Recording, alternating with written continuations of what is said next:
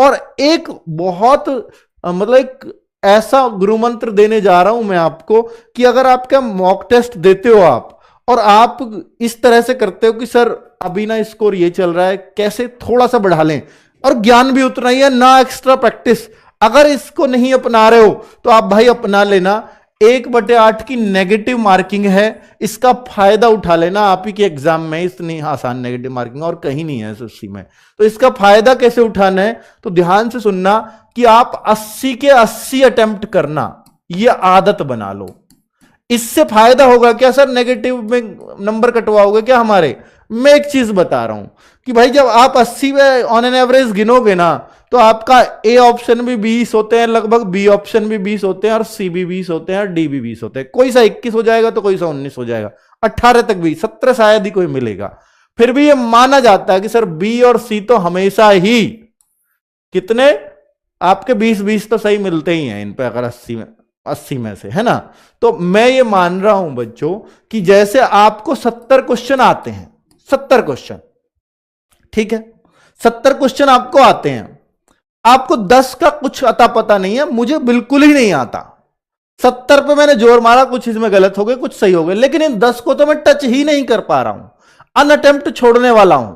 अनअटेम्प्ट मत छोड़ो, cut off काफी आई जाती है। तो भाई इन 10 पे ना आप एक जैसा ऑप्शन लगा दो, वो हो सकता है कोई क्वेश्चन नंबर 9वां हो, कोई 15वां हो, तो इन पे ऑप्शन एक जैसा लगा दो।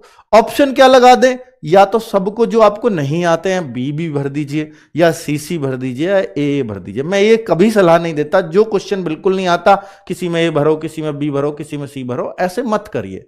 इसमें क्या होता है बच्चों, हर 4 में से जैसे 4 बी लगाए हैं तो एक सही होने की संभावना रहती है।